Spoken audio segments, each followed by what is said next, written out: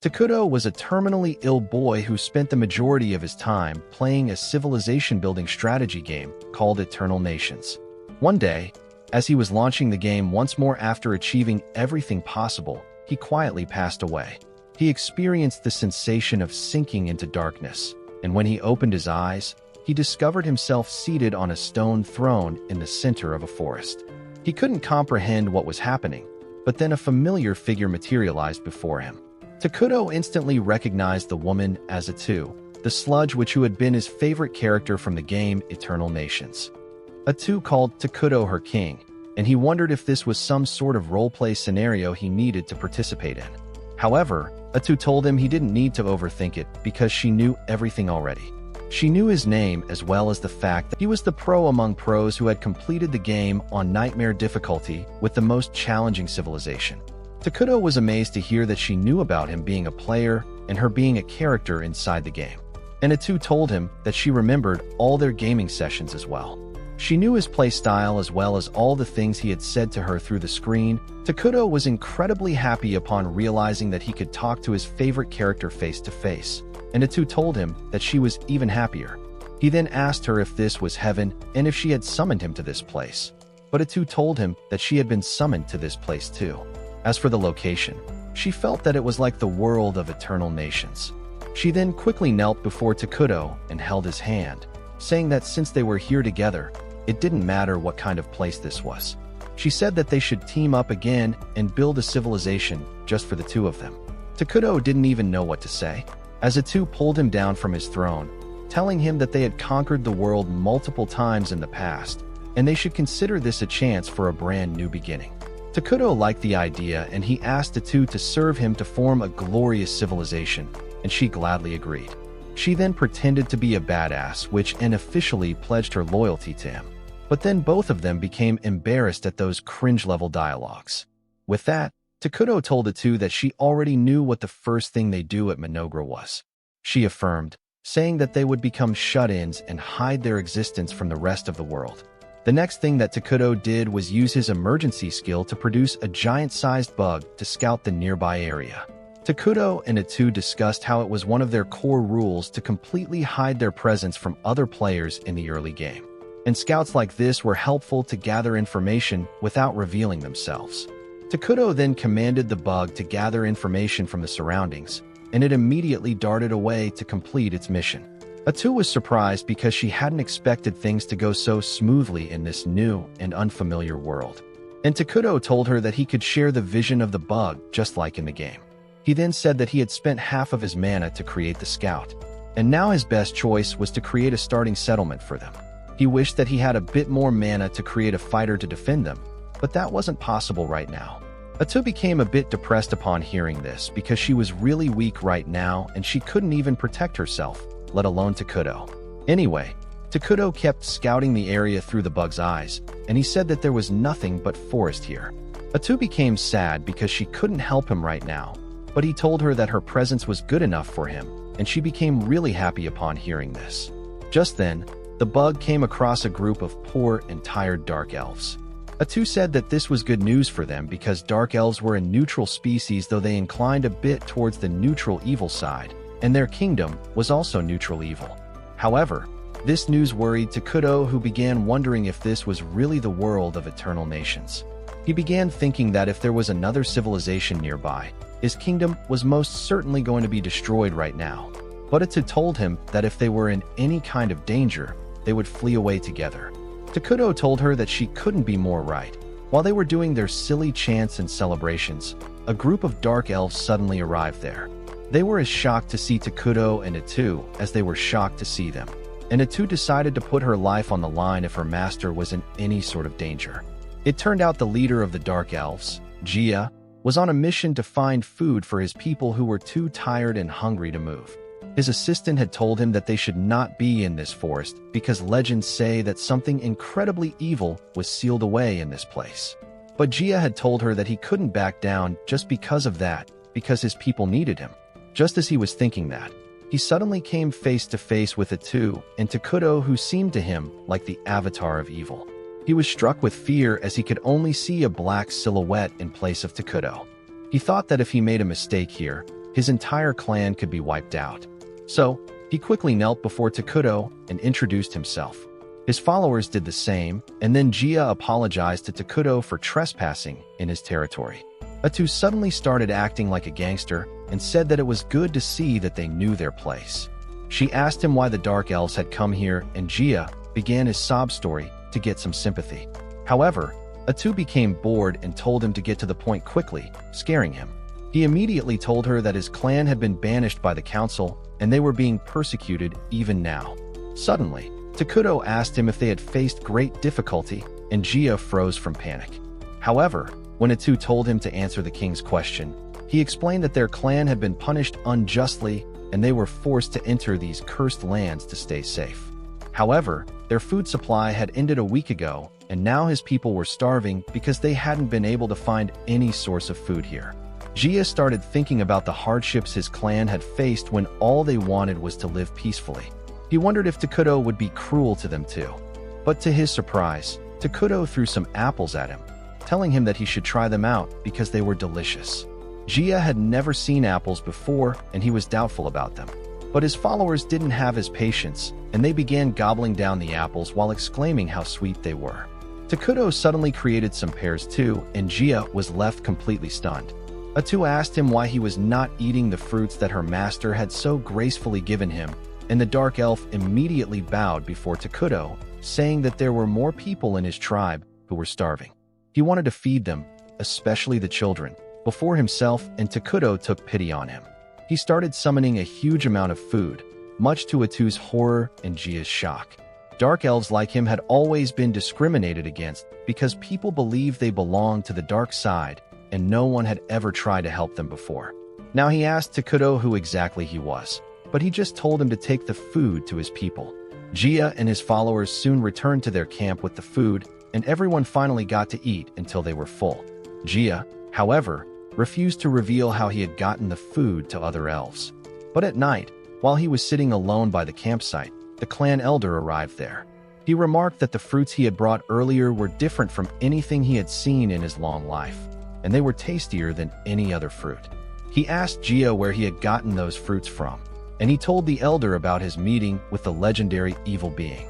The elder was shocked because Gia had met the king of Ruin who was mentioned in ancient books. He said that according to those books, when the world had become too full, the king of Ruin would appear and destroy the world so it could have a fresh start. Gia felt like Takuto met the description of the king of Ruin. But truth be told, he couldn't even understand a single thing that Takuto had said, and he had only acted on hints that he got from Atu's behavior. The elder wasn't sure about that part yet, but he asked Gia if he had given Takuto anything in return for the food. He said that he hadn't given anything in return, and the elder said that no evil being would show mercy to someone without getting something in return. Gia, however, believed that Takuto was a merciful being who had taken pity on his people's suffering, and that angered the elder. He asked Gia how he could talk about an evil being with such respect. But after a bit of debate, he realized that Gia had done his best and secured food for his people. After that, Elder Molter declared that he would negotiate with the Dark King as the senior most dark elf, and hopefully their clan would be able to get the peaceful life they had always dreamed of. On the other hand, Atu scolded Takuto for using his mana to create food for the elves when he didn't have enough for it. But the moment he told her not to be upset at him because he needed her, she started acting lovesick again. The next day, Gia got ready to visit Takuto again, and Elder Molter asked him if he was ready to face the king. He believed that since they had already accepted charity from the Dark King, they must be ready to pay any price he asked in return. Gia objected, saying that Takuto had never said anything like that. But Molter replied that it was just the way of nature for evil beings to ask for compensation in exchange for the good deeds they do. However, he agreed that they needed to keep relying on Takuto to survive because no place else was safe for them. The two of them decided to go to Takuto together, unaware that his insect scout had been keeping an eye on them the whole time. Takuto immediately called the bug back to report to him, and when he learned that the elves were coming, he just wished that they would take the rest of the food he had prepared for them yesterday and leave quietly. He got nervous as he explained that he gets nervous and can't communicate properly, so he didn't know if he could negotiate with the Dark Elves. Atu told him that she would do it for him, and it would also show the Dark Elves that her king didn't even talk to the likes of them. Soon after that, Molter and Gia arrived there, and the old elf greeted Takuto with some elaborate salutation, thanking him for providing food to his people. He then asked if he could know the name of the person who had helped them, and upon receiving Takuto's permission, Atu shared his name, declaring him as the King of Ruin. Both the Dark Elves were shocked to have their fears confirmed. And then Atu told them to take the food and leave because it wouldn't last long anyway. However, Molter said that he wanted to repay Takuto for the kindness he had shown them and asked what they could offer him in return. Atu simply told them that they wouldn't have anything that would be able to satisfy her king anyway. She asked the elves if they really had anything they even considered valuable. And Molter hesitated because there was nothing like that with them anymore. Atu gave him a death stare upon seeing him hesitate and asked if he was plotting something. Molter started panicking, and Takuto realized that the negotiation was going very badly. Now he suddenly called Atu to discuss their approach, and she became mad because Takuto was planning to be too lenient. She told him that these two losers didn't even know how to negotiate, and at this rate, they would only become obstacles in his path. She suggested killing them all, but Takuto asked her to stop turning into a certain Austrian painter. He said that the elves just wanted to coexist peacefully with him, and they wanted to pay him back for the same reason. He suggested that they ask them to pay in a way they could rather than giving them food for free. Atu couldn't argue with that, and she told the elves that her king had decided to accept their offerings. Upon seeing the relief on Molter's face, both Takuto and Atu realized that he had been so nervous because he thought of Takuto as the typical evil being. Atu rebuked him for that, but then she became confused about what to ask in return for the food. Suddenly, Takuto got an idea, and he told her to ask the elves about the outside world. Molter was really glad to hear this, and he swore to tell Takuto everything he had seen and heard in the outside world in detail. Atu said that once he had done that, he was supposed to leave the forest with his tribe immediately, and that shocked both Gia and Molter. They said that they would like to keep living in the forest under Takuto's mercy, but Atu told them to stop being greedy if they wanted to live. Gia tried to argue, but Molter shut him up, saying that they needed to obey the command of the king. They began to leave, but now Takuto felt bad for casting them out. He suddenly got an idea and told Molter and Gia to become his citizens. Both of them were shocked to hear this, but not as much as Atu, who asked Takuto what the hell he was doing. He reminded her about the refugee system in the game, which allowed them to take in different species as their citizens. He remarked that since Dark Elves were a neutral species, they would easily adapt to the evil attribute of their kingdom, and then they could coexist with the other species living in their kingdom. Atu was still doubtful because species with evil alignment tended to have conflicts among each other. But Takuto reminded her that their main species called homunculi looked like humans that were taken apart and put back together poorly, and they couldn't spend all their time with them. Atu immediately agreed with him as soon as the creepy image of the homunculi popped up in her mind. She turned to the two elves telling them that Takuto planned to build a kingdom here soon, and he was ready to accept them as his citizens if they pledged to serve him.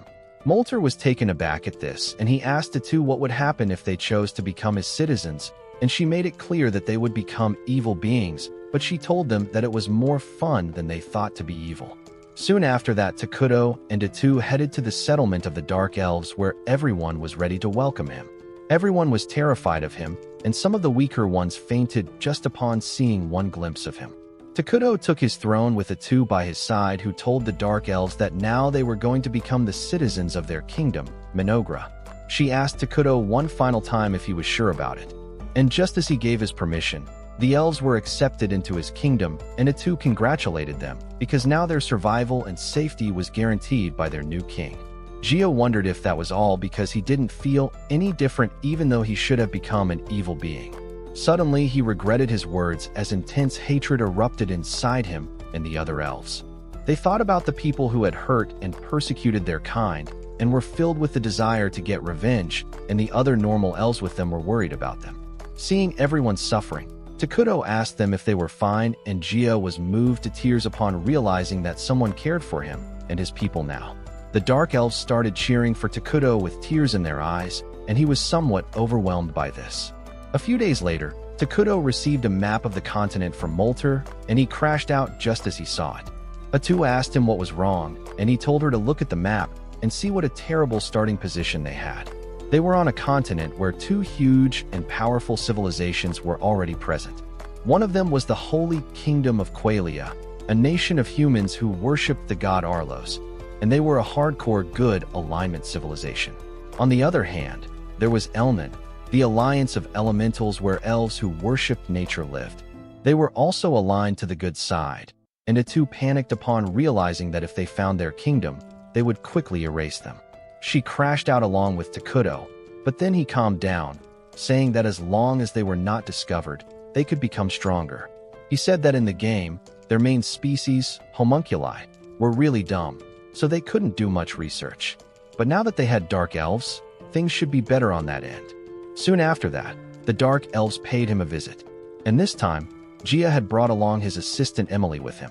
He told Takuto that Emily was a smart nerd who knew a lot of stuff about other kingdoms, so she would definitely help him out more than them. Atu told them that the king was pleased with their dedication and then declared that they were going to take up important jobs from now onwards because it was what Takuto wanted. First, she assigned Molter the duty to look over the internal affairs of the kingdom and said that she had high hopes from him because she had learned that he knew magic as well. Next, she made Gia the head warrior of Minogra and told him to build up a strong army so that they could defend themselves. And he got hyped up saying that he would kill all their enemies and display their heads as trophies. But Takuto was already grossed out. He said that war was barbaric, and Atu told the confused Gia that their king preferred peace. So he should keep that in mind. This confused the elf warrior even further as he wondered why the king of Ruin would love peace. Well, Molter taunted Gia and then immediately got up saying that unlike Gia who only had muscles instead of brain, he would be more helpful. Gia took this as a challenge, and he told Takuto that he was young and strong so he could work more without rest, and she thought they were workaholics. She asked Takuto if they should give them a mission to collect resources, and he suggested that they should order them to beautify the terrain and create some houses. Atu immediately conveyed this to Molter, telling him to gather enough timber to build homes while leaving the forest mostly intact. Molter said that he would immediately get to it because dark elves were forest dwellers originally. Takuto then told them to reforest the parts they cut out, and this confused the elves because they hadn't heard the term. Takuto realized that their civilization might not be as advanced as to understand reforesting. So he asked them if they knew about military magic or the 6 major elements. Molter said that he only knew about the 4 major elements, and Emily said that she had never heard of any country using military magic. Takuto and Atu realized that this world was much more primitive than they had thought. But it was actually a good thing because once they progressed their magic technology, they could quickly overtake other nations. Atu then explained that reforesting meant growing new trees in place of the ones they cut off. And the Dark Elves said that they did that too, but they couldn't use magic to grow them quickly. Atu said that reforesting used the 6 major elements to quickly grow the tree, and she suddenly gave the credit for this discovery to Takuto, even though it was a big fat lie. She kept praising Takuto, saying that he had created the unique fruits they ate earlier and how grapes were her favorite.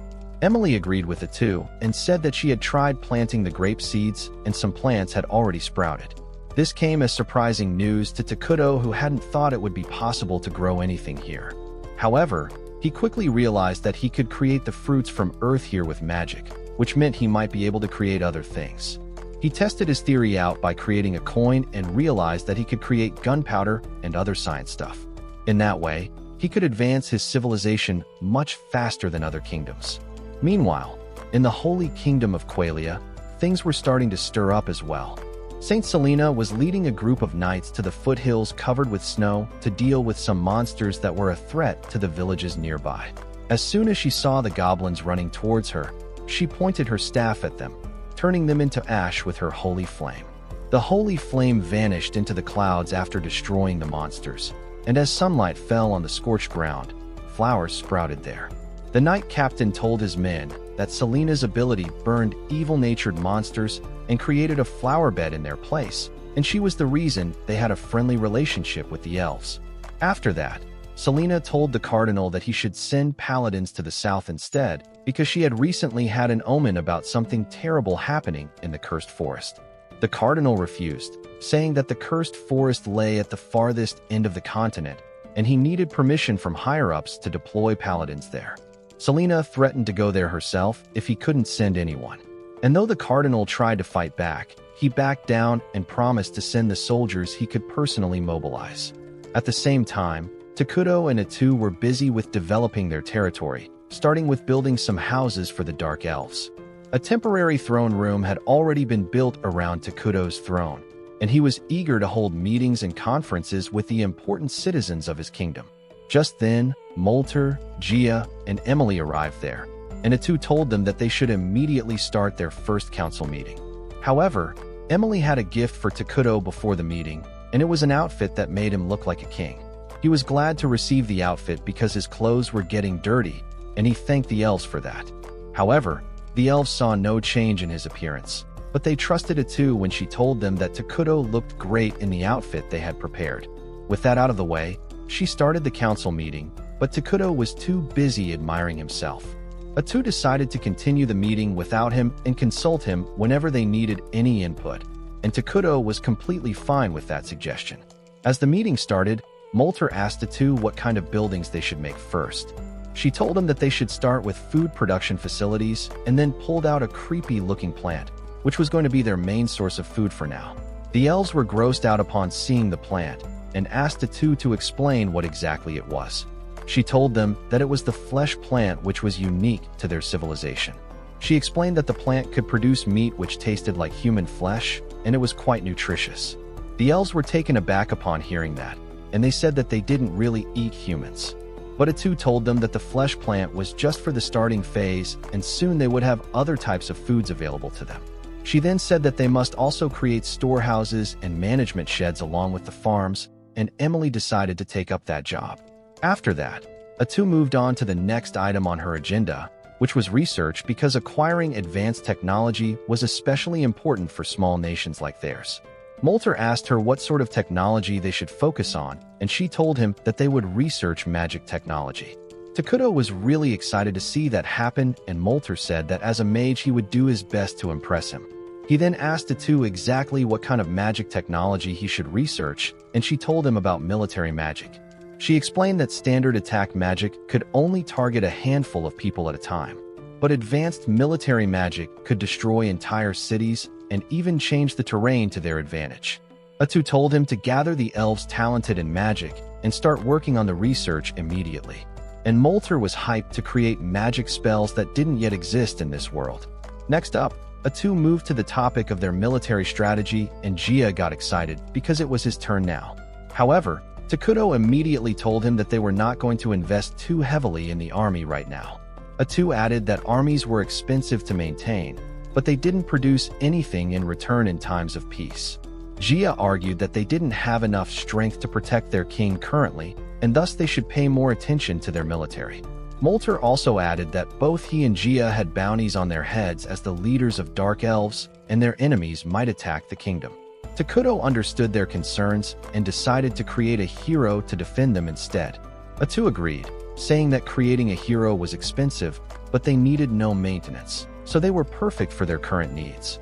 The elves didn't know what a hero was, and Atu told them that heroes were incredibly strong beings who served directly under the king. There were conditions to summon different heroes, but she was confident that they could summon the first one quite soon, and Takuto was excited for that. He thought about how they needed mana to do most things in this world, and a kingdom could only collect mana from its people. The happier the people were, the more mana they could collect, and Takuto was determined to make his kingdom the happiest place on this planet. Meanwhile, in the Holy Kingdom of Qualia, a junior paladin named Lonius had been selected as a part of the investigation team to be sent to the Cursed Forest. A senior paladin, Vertil, was also with him, and his favorite way to kill time was to annoy Lonius, who was too straight-laced and formal. Vertil complained that they were sending an awfully small investigation team that involved just 2 paladins and some mercenaries. He said that the church should pay more attention to Selena's prophecy, and Lonius agreed. But he knew that they couldn't guess what the higher-ups were thinking. He knew that if they succeeded, they would be rewarded greatly, but if they failed, all the blame would most definitely fall on his head. Back in Minogra, Takuto inspected the progress of his civilization. He felt nostalgic because he had seen the starting phase of his civilization thousands of times on a screen until now. But this time, he was seeing it up close. Emily gave him a tour, telling him that the Dark Elves specialized in building houses on trees. But the pace of building houses was slow right now because they were focusing on the flesh trees. The flesh trees were growing well though, and the management and storage facilities had also been built. Emily then said that they had found a freshwater spring nearby, and they were trying to see if they could draw water from it. As for the magic research, Molter and other mages were working hard in the newly formed research building. Takuto was glad to hear all that, and even more so to learn that the elves were taking initiatives like finding water sources. He was really happy that the elves who had looked exhausted when they first came here now looked happy. And when he told that to Emily, she started crying tears of joy. Takuto freaked out upon seeing her break down, but Emily soon calmed down and resumed the tour.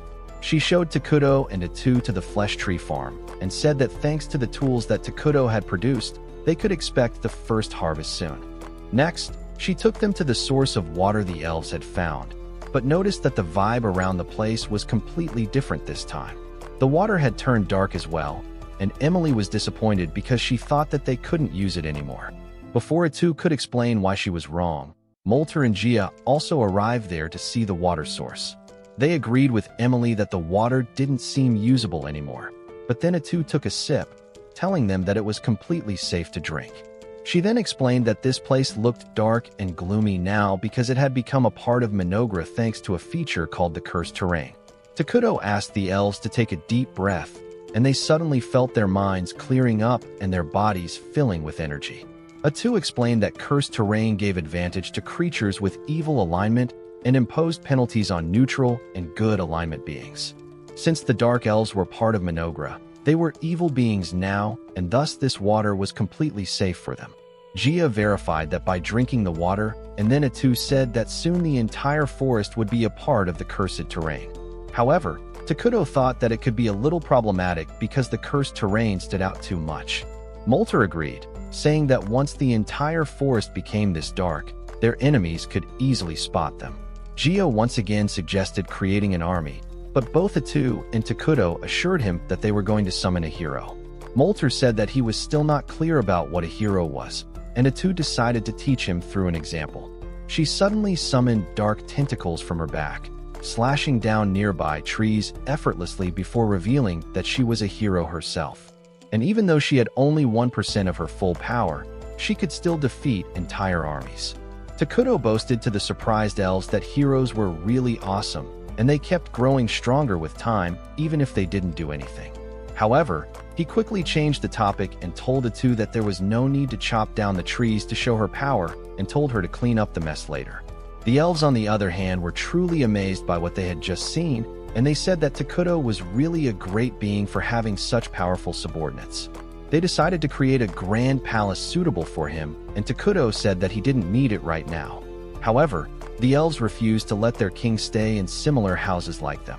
And Atu also told Takuto that creating a palace would make the people happier, so they should let them do it. Takuto decided to give them his permission, saying that he wanted a flying fortress someday, but for now, he would be satisfied with a normal palace, too. At the same time, the investigation group led by Lonius and Vertil had started traveling to the cursed forests in the south. Vertil was still not satisfied by the size of their group, and Lonius replied that this was the best they could get as most of their forces were dealing with the northern disturbances. Evil alignment species had suddenly appeared in the north, attacking and looting cities, and thus most of their empire's firepower had been diverted to deal with them. The mercenaries suddenly said the guys who went north were going to have a rough time. They felt lucky that they weren't ordered to take up that job because even though the pay was really good, there was a witch involved in the case, and they didn't want to do anything with that. Lonius was curious about the witch, and at night, he asked the mercenary named Bargo about it.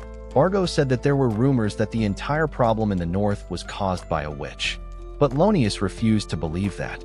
He said that a single person couldn't be responsible for such a huge number of monsters, and Bargo agreed. He said that it must be the work of a cult, but Vertil told him to shut up before he jinxed all of them.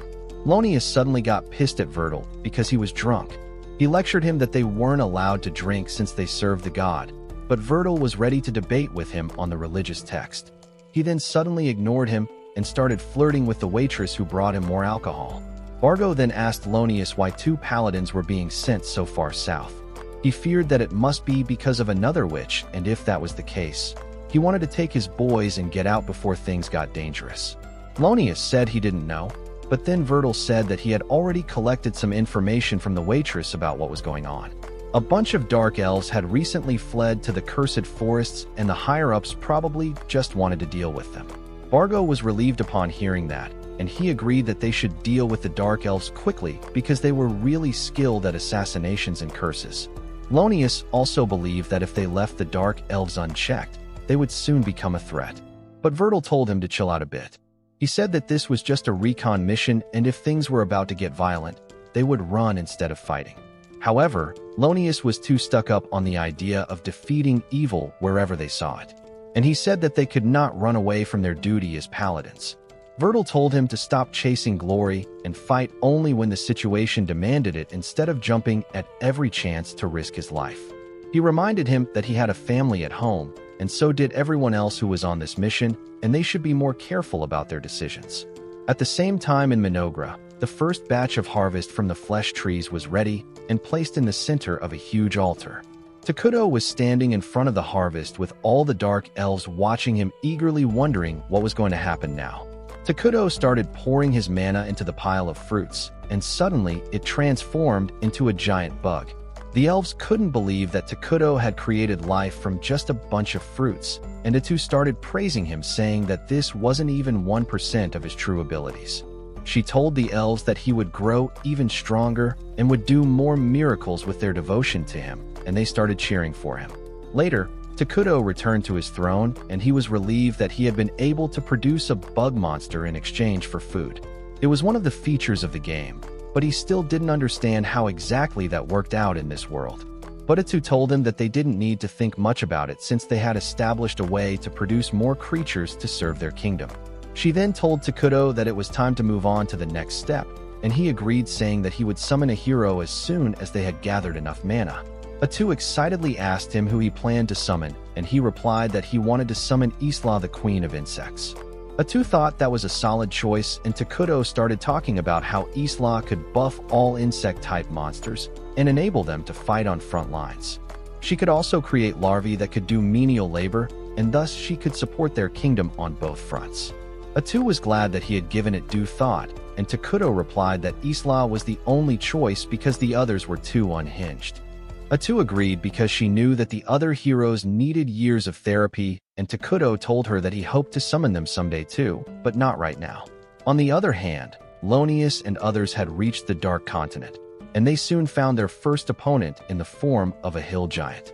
Lonius began commanding the mercenaries to support him, but then Virgil said there was no need for that, because he would handle the monster alone. He said that they didn't have any time to waste, and it would be faster if he took action and everyone else didn't get in his way. He swiftly approached the hill giant and pointed his sword towards it as the rest of his company watched.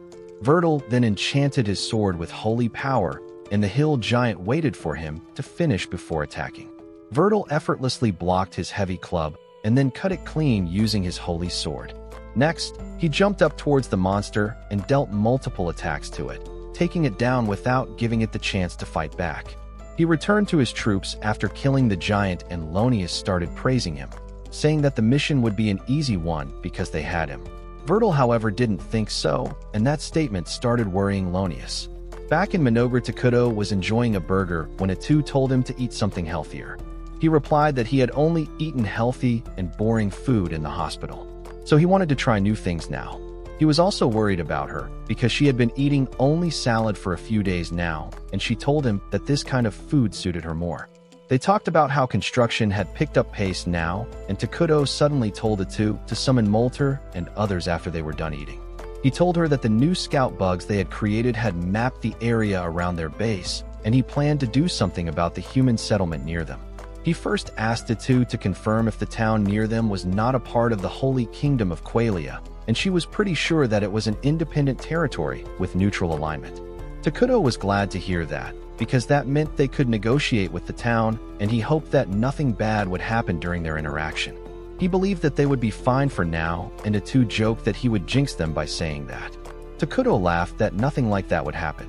He got a message from a bug, just then showing him that an armed group was approaching the forest. He told Atu that they needed to send them away peacefully if that was possible, and if things went south they should get ready to fight. Meanwhile, the armed group was indeed Lonius and Vertil's party. And as they headed into the forest, Vertil told everyone to stop because he noticed someone approaching. Atu came out of the forest wearing black clothes that hid her face and features, and Vertil told her to identify herself. She claimed to be a dark elf who had taken refuge in the forest along with her clan because no other place was safe for them. Vertil understood that and told her to get aside because they needed to investigate the forest, and she replied that they should not go inside. Vertil realized something was wrong, but Lonius started yelling at Atu, asking her how she dared to disobey a command from God's servant. Vertil immediately lashed out at him, telling him not to interrupt him, and Lonius was pissed at him for scolding him on such a trivial matter.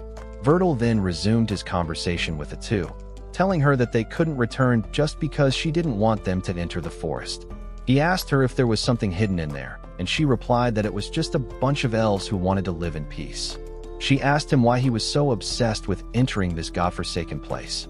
And after a bit of thinking, Vertil revealed that the saints had had a vision of something really evil hiding in this place, and he couldn't return without checking it with his own eyes. The mercenaries were shocked because they didn't know this, and Lonius asked him how he could reveal national secrets so casually. Vertil again yelled at him, saying that there were times when secrets needed to be told. This pissed off Lonius even more, because even a high paladin like Vertil didn't have authority to reveal divine prophecies without authorization from the higher-ups. Meanwhile, Vertil once again asked Atu to let them go into the forest to take a quick peek, but her attitude suddenly changed as she told them that they wouldn't find anything worth their time inside. She told them to return back immediately, and Lonius was angry that a dark elf dared to defy a prophecy from God. He could sense the air around them changing and decided that there was something really evil inside the forest that they needed to investigate. However, Vertil seemed to be willing to negotiate with her. He asked her to swear on God that there was no threat to the holy kingdom of Qualia inside the forest. And Atu swore on her God that they were the ones who were more afraid of Qualia. Vertil was satisfied with that, and he declared that they were retreating. Lonius couldn't believe this, and he pointed out that the woman was obviously hiding something. Vertil called him a faithless coward and told him to stop projecting his fears onto him. He said that they had found nothing, and that concluded their investigation. He began walking away with that, but Lonius was not going to let him make the decisions anymore. He told Vertil that he was revoking his authority as a high paladin for revealing a prophecy to the enemy and abandoning his duty. He told the mercenaries that they would head into the forest and confirm what evil was hiding there. And Bargo agreed to it because Lonius was the one signing their paychecks after all. Atu pleaded with them not to enter the forest, but Lonius ordered his men to capture her despite Vertil telling him not to do it. Atu just sighed that the negotiations had failed, and a few seconds later the mercenaries were all skewered on Atu's spikes like fresh kebabs, and Lonius was knocked out first, and he didn't even remember seeing all that. Vertil was the only person who witnessed everything and was still alive, and he panicked as he told Lonius that they were dealing with a witch. Atu quickly erased her disguise, saying that the conversation was going so peacefully, and it was a shame that things had turned out like this. The remaining mercenaries and Lonius were completely rattled by the scene in front of them, and Vertil told Bargo to send someone back to relay the message immediately. Bargo told him that all their messengers had been killed in the previous attack, and Atu sighed before laughing out loud that she was the calamity that they were looking for. She told them that they had finally found her and asked what they were going to do about it now. While everyone else was chickening out, Vertil yelled at them to grow a pair because they were too deep in trouble to run away now. He commanded his men to get ready to fight, saying that things shouldn't have turned out this way, and Atu fully agreed with him. She said that it was all the fault of that mindless loser with the bowl cut who thought that his faith was the most important thing in the world, and now he was going to pay the price for it. Vertil didn't want to stall her any longer, and he ordered the archers to attack first. However, blocking their arrows was child's play for Atu, who started letting her inner battle junkie show. Lonius nervously asked Vertil, "What even is a witch?" And he replied that he should have told this to everyone before the mission started. even though that would be breaking another rule. Witches were disaster-level monsters that were prophesied by the saints and officially denoted as the greatest threat to their kingdom by the top church officials. He told them that the disaster in the north was really because of a witch, and he was pretty sure that the woman in front of them was a witch, too. Atu had gotten bored of their talking by now, and she told them to attack, or she would start attacking them. Virgil commanded the mercenaries to fall back because only he and Lonius could fight her. He told Lonius to follow his lead, and they enchanted themselves with holy power as they rushed ahead. Atu attacked them with her tentacles, thinking they wouldn't be able to beat her, but holy power gave the paladins extra damage against evil attribute creatures, and they managed to slash through her tentacles. Atu was taken aback by this, but as she was busy monologuing, Virgil suddenly attacked her, and she lost another tentacle trying to protect herself. Lonius also took down another of her tentacles, and Virgil was confident that if they cut the remaining two, they could win. However, Atu was pissed now, and she suddenly took 2 mercenaries hostage, thinking that the paladins wouldn't be able to attack her now. However, Virgil was determined to put an end to her before she could become a threat to their kingdom. So he told Lonius that they would attack. Atu was not expecting this, and she was genuinely surprised when the paladins cut through the hostages along with her tentacles. They thought that they would win now. But Atu had been tricking them this entire time, and she decided it was time for the final act. She suddenly used a bunch of tentacles to turn Virgil into a human pincushion before Lonius could even see. Virgil told him to run away, but Atu pierced his head, instantly killing him. She flaunted that she didn't have just 6 tentacles, and she could summon as many as she wanted, which left Lonius even more aghast than he already was. He now realized his mistake and understood that they couldn't win. So, he ordered the mercenaries to run away and scatter in every direction because they needed just one person to reach back to the kingdom and tell them the news. Atu was pissed as the mercenaries ran away, but then she noticed that Lonius stayed back to give up his life in a desperate final attempt. He attacked her, but surprisingly Atu blocked his strike using the holy sword. He couldn't understand how that could happen, and Atu told him that she had stolen the ability to use holy power from Virgil along with all the techniques he had spent years mastering. She began pushing Lonius back while talking about his family because she had also stolen Virgil's memories and emotions. Lonius was shocked to hear this, and Atu told him that not only was Virgil really skilled, he also cared about everyone in his party until the last moment. She asked Lonius how it felt to realize that Virgil had to die because of his stupid ego, and he replied that his will still lived on. He said that the mercenaries would surely deliver the message home, when suddenly he heard screams coming from all directions. Atu scoffed, telling him that she had ordered the Dark Elves to not let even a single person escape, and Lonius lost his mind. He dashed at her in mad fury, but he couldn't do anything. Atu didn't kill him instantly either, and she hung him upside down as she filled his heart with fear and regret. She told him that if he had walked away like Virgil said, he would have returned to his family and lived a happy life with them. However, he had taken the wrong step, and now the future would be entirely different. She told Lonius that he would die here, and then she would hunt down his family and kill them. She would also kill all the people in all the towns and villages that his group had passed through for no reason, and he would be the one to take the blame for all of it. She told him that her king had told her that life was over once people started looking down on you, and to make sure that no one ever looked down on her. She would kill millions of people without any reason, and everyone would hate Lonius for that. His mind had been completely shattered now, and he begged Atu to stop, but she started acting cheerful, saying that he must have been a good religious person who loved his country and his family, but she hated self-righteous people like him. She told him to watch the massacre from his little seat in heaven, and Lonius once again begged her to stop. This time Atu simply tore him apart, ending her torture. Soon, she stood solemnly on the cliff's edge, thinking about her actions and the future, while Lonius's wedding ring lay in a puddle of his blood. Just then, Gia and some dark elves came there, telling Atu that they had taken care of all the mercenaries just like she had ordered them to. She told them that she was pleased with that and decided to head back, leaving the cleanup to them. However, before she went away, Gia had a question for her. He nervously asked her if she planned to follow through on everything she had just said to Lonius, and she appeared serious for a moment before returning to her normal cheerful self. She said that there was no way she was going to do all that because she was a pacifist and she was just bullying Lonius for the fun of it. She then decided to head to Takuto immediately because she had an urgent report for him. The report was the presence of another witch up in the north, and that was a new term for both of them, as there was no unit called witch in the game. Takuto realized that this wasn't exactly the game's world in that case, and the two affirmed, saying that though some things were the same as the game, the rest were quite different. However, she was confident that they could use the differences in their favor as well. Takuto didn't understand what she meant, so she told him that in this world, instead of just absorbing the abilities of the opponents she defeated, she could also absorb a part of their memory, which was definitely going to be quite useful. She excitedly told Takuto that she knew a bit about the condition of the Qualia kingdom already thanks to the 2 paladins she had killed.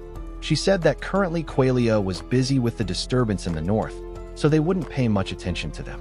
But having their entire survey team wiped out would surely raise some flags. Takuto believed that even if Qualia took some action, they needed to be extremely cautious because they didn't know what they were dealing with.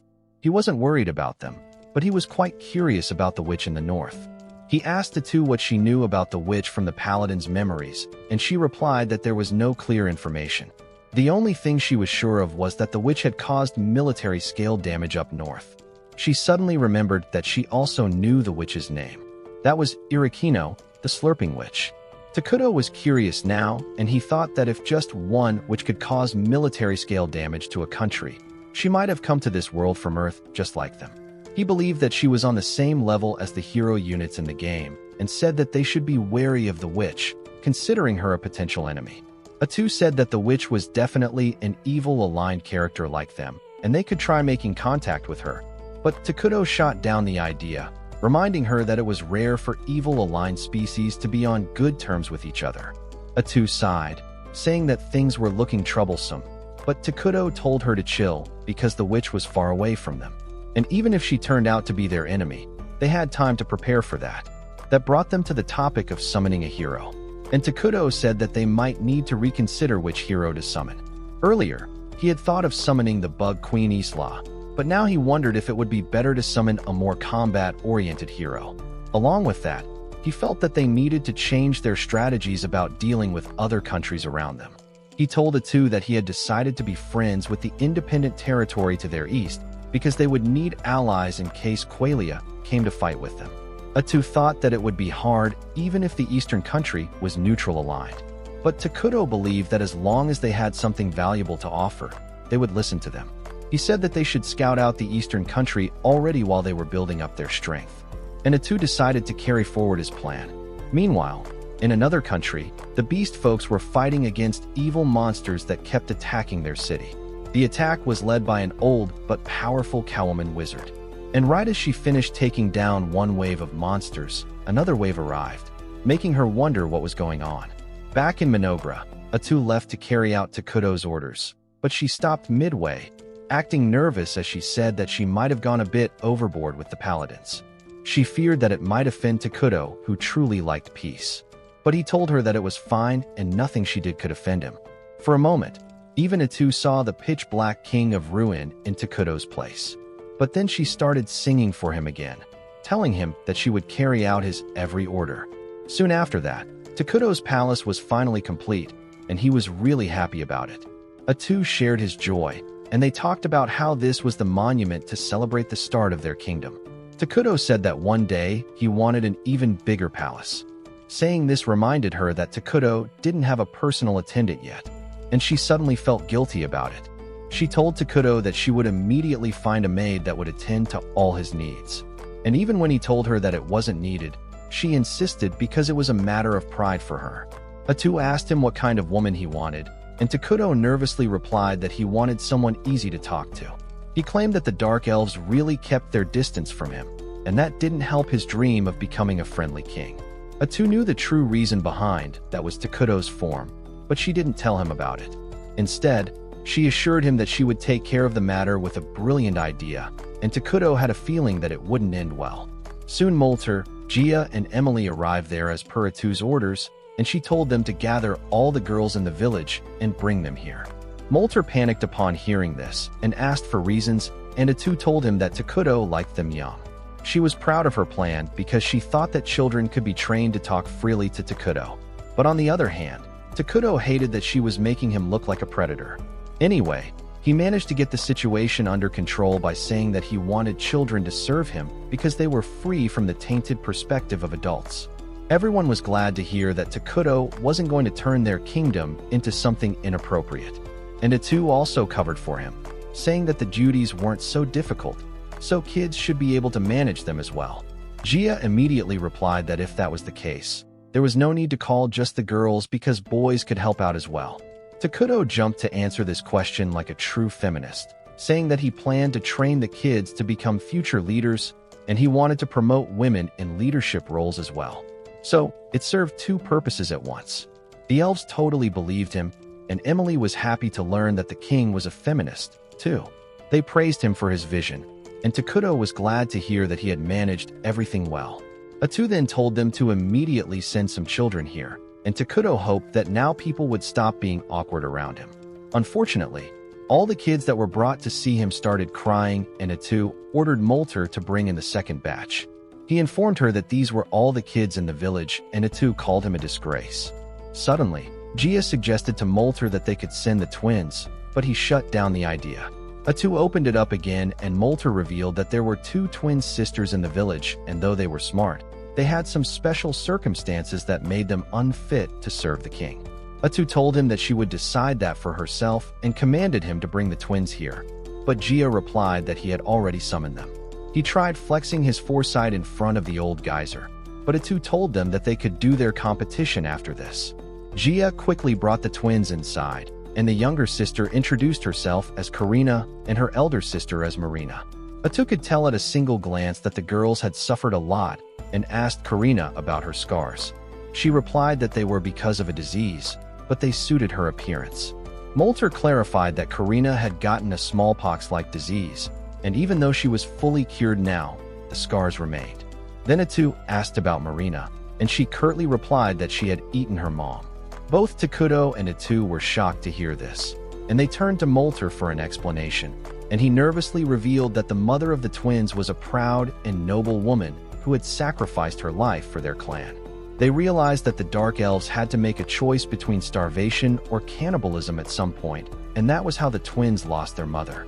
Atu thought that it was a good thing that the girls were fearless, but she thought something was odd about them. Suddenly Marina walked up to Takuto and said that he was pure white. He was confused by her statement, but asked her if she wasn't afraid of him. Marina told him that she wasn't afraid and agreed to become his servant because she was confident that she could handle it. After that, Takuto asked Karina what she thought, and she replied that she needed to stay with her sister, so she would also become his servant. Takuto was glad to have them, and Atu declared that the twins had officially become the king's servants. However, once they left the room, Molter shared a word of caution with Takuto, telling him that the twins hadn't shed a single tear since their mother died. He said that they had closed off their hearts to everyone and asked Takuto to treat them with kindness and patience. Soon after that, the twins started serving Takuto, but Marina was clumsy and spilled water on him. Karina cleaned up her mess when Atu came there. She was disappointed upon seeing this, but told Takuto that they had to attend a meeting now. Once the meeting started, Atu decided to talk about the construction department first. Emily got up as she was the head of constructions and said that since the palace was completed now, their workforce was free to build another building. Takuto was pleased to hear that, and he ordered Emily to build a clinic because that would keep their people healthy, and it was also the cheapest one to build. Emily sat down as her part was done, but when Atu started the discussion on resource gathering, she had to stand up again because that was also her responsibility. She said that they were gathering food and other resources at a steady pace thanks to the special utensils and tools that Takuto had created for them. She believed that it was inefficient to make the king work for them. But Atu replied that since they just needed mana to create new items, they should work on building facilities that could help them gather a lot of mana quickly. She then moved on to the research department, and Molter stood up to present his report. He said that the military magic they were working on was complete, but only he could use it right now. He was going to teach it to other elves soon, but he didn't think that it would be used much in real life because their king was a pacifist. Atu agreed with him and said that one military magic was enough for now. She asked Molter to focus on the 6 great elements now because that would help them out the most in the long term. After that, she asked about the military status and Gia got up to deliver his report. 5 long-legged bugs had joined the army as scouts, and they were currently gathering information about the nation. He said that they hadn't gone out beyond the forest because it was a barren plain and there was no place to hide. Atu told him to deploy all the bugs to scout the area quickly because as long as she was defending them, they wouldn't have any problem. Gia was glad to hear that. And then Atu said that they had also decided on what hero they were going to summon next. Takuto declared that they would summon Isla, the queen of insects, and the dark elves suddenly went into alert mode. After that, they discussed other issues, and the meeting ended after a couple of very tiring and stressful hours. Once everything was sorted, Takuto headed back to his throne room with his servants, but Marina bumped into him, scattering the documents everywhere. Karina rushed to help her, but they ended up tearing a document instead. Takuto told them that it was fine and got back on his throne. When Marina approached him asking if he was a bad guy, he replied that he was an evil aligned character, which pretty much meant he was a bad guy. Marina asked him why he wasn't killing them in that case, and Takuto couldn't even understand her question fully. Karina elaborated saying that her sister wanted to know why a great king like him was showing such mercy even when they messed up all the time. Takuto tried passing it off as his habit, but the girls weren't satisfied, and he decided to tell them the difference between good people and bad people.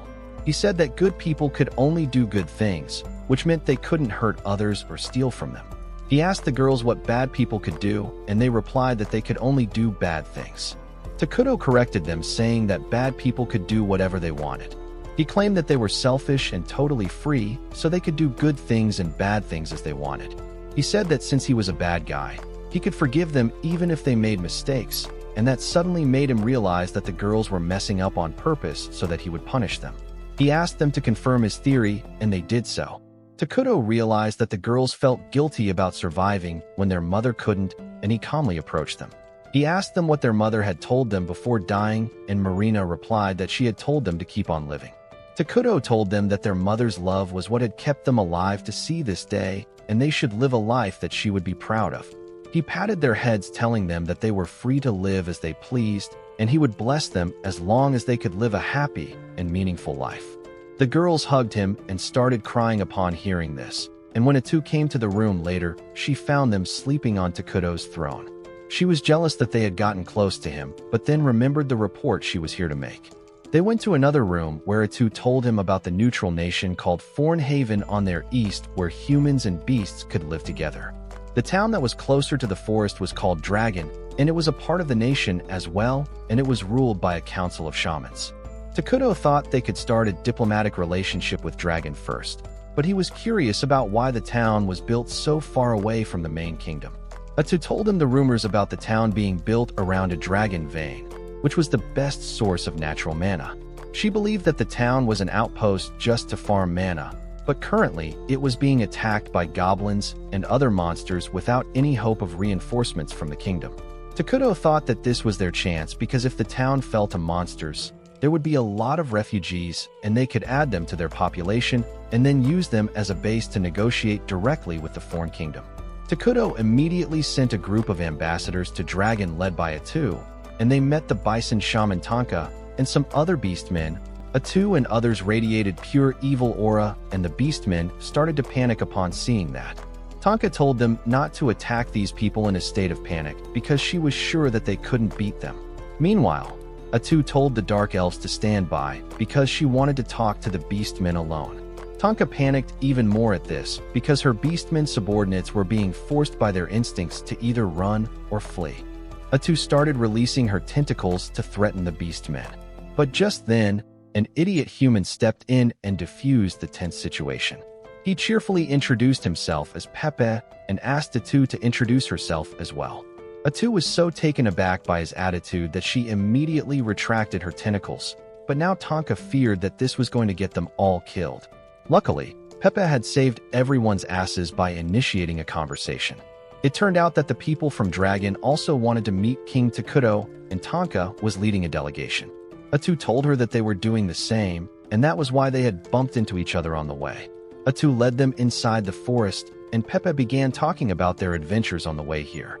Tonka apologized for the idiot's behalf, and Atu told her that it was all right even though she was annoyed by him. She then asked Tonka why she had not brought her soldiers along with her, and the bison lady replied that they wouldn't be able to handle the dark air of the forest anyway. She was curious to meet the king that a powerful monster like Atu served. But when she came face to face with Takuto, she couldn't even start to comprehend his true abilities. She began to fear that they might be in danger, and Pepe might be in the most danger because of his stupid personality. Earlier when they were leaving Dragon, they had run into a powerful troll, and Pepe had decided to show off his skills by fighting it alone. He had managed to subdue the troll and climbed on it. But then the troll had gotten up and attacked him again. Pepe had frozen because of panic, but Tonka had come there just in time to save his life. She had lectured him about being careless and then told him that as a punishment, he had to come with her to the cursed forest because they needed to investigate if that was the source of the monsters attacking their city lately. Now she regretted her decision and thought that she shouldn't have brought a child in front of the personification of evil. But Pepe was Pepe, and he confidently introduced himself to Takuto, asking him to become his friend. Tonka panicked and shut the moron's mouth, apologizing on his behalf. But Takuto was happy because this was the first time someone had asked him to be his friend in this world. He agreed to become Pepe's friend, much to Tonka's surprise. And Atu took a moment to process the situation before congratulating Takuto on his first friend. The Dark Elves also started clapping for him, and Tonka was utterly confused about what was going on here. After that, a welcome dinner was laid out in front of the guests, and Tonka was blown away by the taste of apple juice and the transparent glass utensils. Pepe also liked it, and he asked for a refill, and then he immediately jumped over the table to stare at Gia's muscles, and then showed off his magic in front of Molter. Takuto was truly impressed by this god of extroverts, but he didn't know how to go on ahead from here. He didn't want to get distracted by his newly formed friendship because they were going to have important diplomatic discussions. But he also wanted to show the Beastmen that he was friendly so that they could trust him. Suddenly, he got an idea, and he asked Pepe if he would like to play a game with him. Everyone watched him with confusion, but Pepe was glad to accept the offer. They played a variety of games, and Pepe beat Takuto in every single one of them, much to Tonka's dismay. He then told Takuto that these new games were fun and he should sell them to their country. Tonka panicked upon hearing this, but Takuto gladly agreed because he had been planning to do business with them anyway. He thanked Pepe for bringing that up, but then realized that the time for games was over because now he needed to have a serious diplomatic discussion with the Beastmen. Once the lunch was over, Takuto signaled to Atu to start the discussion, and she immediately asked Tonka the reason she had led a delegation here. Tonka flinched as the real topic was finally brought up, and she revealed that recently evil alignment barbarians like trolls and goblins had been attacking their city. She said that they had come here to investigate the cause of those attacks, and Takuto immediately asked if they were lacking in military strength. Tonka panicked at this because if Takuto found out their weakness, he could use it against them in a negotiation. She immediately said that they were able to drive them off without any problems for now. And since they had sent 2 of their strongest shamans out on a mission to investigate things, it showed that they were confident in their strength. Tonka said that they just didn't want to take risks, and Atu agreed with her because barbarians usually avoided civilizations. Everyone believed her words, but then Pepe spoke up. He said that he had been told that the investigation mission was to find the source of the barbarians. Otherwise, their city would be destroyed, and Tonka was so dumbfounded that she couldn't even scold him. Anyway, Atu assured her that they didn't have any hostility towards Dragon or their kingdom, and they were just trying to develop their own nation in peace. She then said that the problem of barbarians concerned them as well, because once they destroyed Dragon, they would attack them. Tonka got hopeful that she could get some help, and Takuto affirmed that he wanted to help his friends. Tonka asked him what he wanted in return because she knew that she could no longer bargain with him on an equal footing because of Pepe. Atu replied that they wanted the dragon vein in the city, and Tonka panicked because she had never even mentioned that.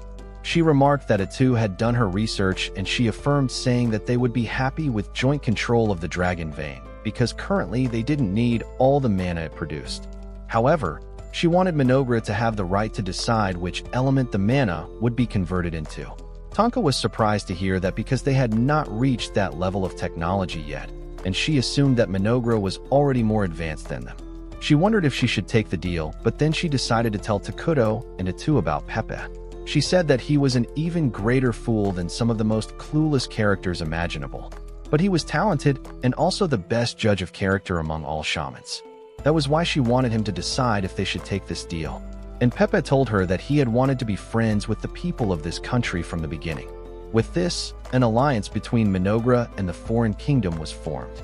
A few days later, Takuto called a meeting to discuss the details of the negotiations that had already ended. Emily said that they would be exporting food and toys to the foreign kingdom, or more particularly to Dragon, and in exchange they would provide them with metal and other daily necessities.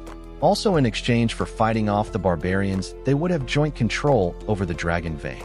Molter thanked Pepe's carelessness for that, but he was also worried about the boy. Takuto thought the same, but deep inside his heart, he felt that Pepe knew the negotiations would take a long time if he didn't reveal the desperate situation they were in. So, he had revealed the truth on purpose to get help quickly. Anyway, they resumed the discussion and Karina and Marina asked about the foreign kingdom because they knew nothing about it. Molter agreed with them, saying that they needed to learn about the customs and rules of the country they were allied with. And Takuto didn't have any idea about that, because that wasn't really a feature of the game. He said that they would deal with that later because right now their focus was to help Dragon. He said they would send a delegation to the capital of Forn later because it was too far away, and Molter asked what official reason they should use for it. Marina said that they would go there to play because that was what Pepe had said, and Takuto liked the idea of sending a small group to pay his respects before sending a formal delegation. Molter volunteered to lead the small group, but Takuto thought he was too important for that. Gia agreed, saying that Molter was just an old man to them, but to other countries he would be like the Minister of Magic. Molter agreed with him and said that everyone here was too important in that case, and the only right candidates were the twins. However, Takuto thought that it was too dangerous to send them. But Molter insisted that since he was grooming them for leadership roles in the future anyway, he should let them get some experience. Takuto wasn't convinced, so Atu volunteered to go with the girls to ensure their safety. Molter told her that she was the closest person to the king, so she would be an even bigger deal to the foreign kingdom. Atu immediately folded upon hearing this, and now just the twins were left. They approached Takuto, reminding him that he had told them they were free and now they wanted to use the freedom to represent him in another country. He told them that it was risky, but they were willing to take the risk. They tried to pressure him with innocent puppy eyes, and Takuto gave in, which was a shock to Atu, because until now only she could do that. She acted all jealous and sulky later on, and told Takuto to forget about her and build his harem already. He didn't know how to console her, but then the twins told him to express his true feelings to her. Takuto followed their advice and took Atu's hand, thanking her for always thinking about him and saying that he wouldn't have made it this far without her. He told her that she was the only one for him, and her mind was blown. She imagined a happy married life with him, and Takuto was just glad that the matter got resolved. After that, Takuto took Atu and the twins to the newly built clinic because their bodyguards for the upcoming trip were there. Atu was surprised to hear this, and Takuto told her about the plague doctor units that he had recently created. Takuto opened the clinic door and led his group inside, and the plague doctors immediately came out to welcome him. While Marina was struck by the strange-looking people, Karina was a bit scared. However, contrary to their appearance, the doctors had a really cheerful personality, and they emoted a bit to welcome their mighty and wise king. Atu, the biggest fan of Takuto, was impressed by their dedication, and she said they were qualified to serve as his underlings. Takuto told her that he had already created them in case any medical emergencies arose, but they had been on standby this entire time. He said that they would be the perfect bodyguards for the twins, and Atu agreed with him. The twins, on the other hand, were still confused about these strange masked men, and Takuto told them that they were medics who could treat diseases, and they were also decent when it came to combat. Atu then explained to the medics their mission to protect the twins as they observed the culture of Dragon. They got excited upon receiving this mission, but the girls found them too loud and annoying. Anyway, the medics declared that they would act as humanly as possible to carry out this mission, and pleased by their dedication, Takuto decided to reward them with names. He named them Akiro, Yiro, and Saburo, and the medics were overwhelmed with emotions. Takuto thought that since the units produced in this world had individual personalities, it made sense to give them names. However, He felt that he might have been a bit too generous as he saw the medics getting carried away and Marina acting like she was one of them. Karina, on the other hand, was too timid to approach them, and Atu could understand how she felt. On the other hand, the mayor of Dragon was throwing a tantrum because she was too busy with work. The elf woman named Antic had thought that she could live an easy life if she left her country and came to a neutral territory. But there was too much work here, and she didn't even have time to find a boyfriend. She was even more pissed at the fact that she had to work with the forces of evil to protect her city. But as she was throwing a tantrum, her subordinate came there. Antic immediately put on her business personality and asked her what she needed. The woman told her that some people wanted to meet her without an appointment, and Antic told her to send them away because her time was more valuable than gold. However, when the woman told her that the unexpected guests were from Minogra, she panicked and decided to drop all her work to meet them. As she went to the waiting room, she found the twins sitting on the couch while the 3 menacing medics stood behind them. Antic was creeped out by the evil aura the medics released, and she wondered if the shamans had gone crazy to ally with people like them. Anyway, she welcomed the girls who introduced themselves as representatives of Minogra. Antic was on guard against them because she had heard stories about dark elf assassins, and she found the medics even more sketchy. Karina noticed that she looked uneasy, but before she could talk about it, Antic apologized for not being ready to welcome them. Karina and Marina told her that it was no big deal, and then Antic began thinking, why would someone send 2 kids here? She suddenly remembered that Tonka had talked about 2 twin sisters who were being raised by the Dark King as future leaders, and she panicked realizing that she was dealing with some really important people. She realized that if she messed up anything here, it could create problems for her country. She nervously asked the twins about the reason for their visit, but they couldn't come up with an answer. Yiro stepped forward to answer the question instead, and he told Antic that they were here because Pepe had invited them to come and play. He assured her that this was an informal visit where they wanted to learn more about the culture and lifestyle of their allied nation, and there was no need for any official discussion as the girls weren't ready for it yet. Antic couldn't be happier to hear that, because now she didn't have to bother negotiating with the girls. She decided to have a good relationship with them for the sake of everyone's future and volunteered to show them around the city. The twins were happy to accept her offer, and Antic spent the day showing them around the city, and Takuto saw it all through the eyes of the medics. After they were done exploring the city, the girls headed to their lodging in the evening. Karina started a discussion about what they had observed today, and Marina said that she had noticed a feeling of anxiety in the people. They were scared of the enemies outside while struggling with food issues. And Marina could understand because she was sensitive to the emotions of others. The medics were impressed to hear about this, and they presented something they had found in the market. As Marina opened the pouch they gave her, she found a white flower. Karina recognized it as the poppy flower that was used as a narcotic, and it had been banned from almost the entire continent. She thought that the flower looked too healthy to be wild and judged that someone was trying to sell drugs in Dragon to take advantage of the anxious people. Karina got mad as she thought about how someone was trying to ruin the peace while Antic was working hard to protect the city, and the medics decided to be more cautious from now on. The next day, Karina and Marina visited the Dragon Vein field, which had a lot of crystals full of mana. The girls were taken aback by the sight. But as they were admiring the crystals, a merchant named Vesta approached them. He told the twins that he had heard about the Dragon Vein being jointly controlled by Dragon and Minogra now. So he had a business proposition for them. He told them that the poppy grass grew well in this mana-rich place, and he wanted to cultivate it because it fetched a high price. He offered to give a share of that profit to Minogra along with other gifts for their king, and the twins asked him more about it. Vesta told them that they would talk about the rest of the things in private and gave them the address where they could find him later.